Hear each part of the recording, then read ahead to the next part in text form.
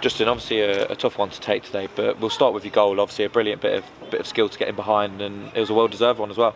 Yeah, I think as a team we were dominating that first half more or less, and I made a good run, and luckily I was fouled in behind and decent little finish. Obviously, if I'm being honest, I'd rather the 3 points, but I'm happy to be off the mark.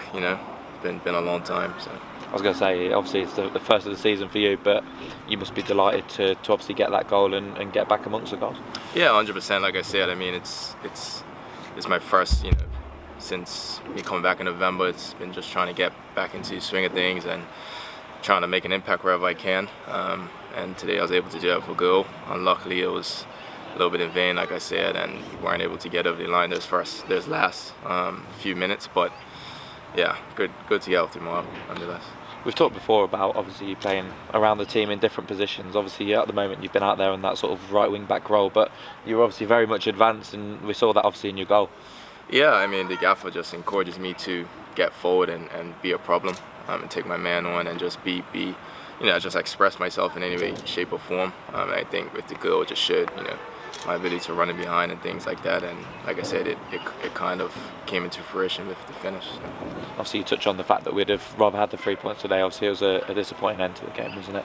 Yeah, it's just, I think we've talked about it, it's just poor game management throughout that whole second half. I don't think we were anywhere near it like we were in the first half, and it's just a shame because it was literally 5, 6, 7 minutes left and we couldn't really get it over the line. That's I think is a disappointing part, because as a group we weren't together defensively, and just little errors. There's a lot of close calls up there. Could have been more, to be quite honest with you.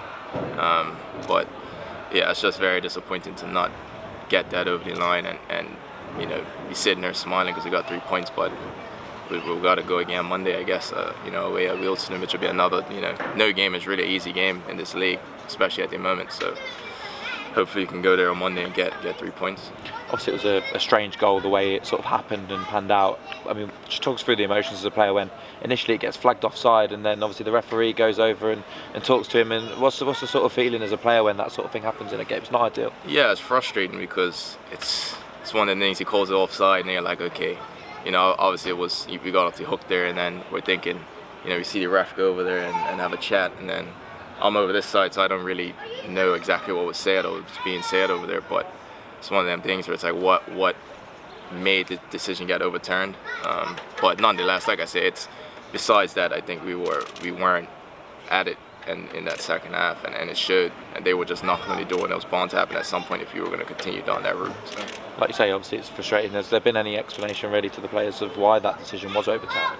I haven't heard anything personally, but like I said, it's beyond the actual refereeing. It's just we were putting pressure on ourselves, and you can see as the minutes were going on, there's more balls getting played forward, and we had to do more defending.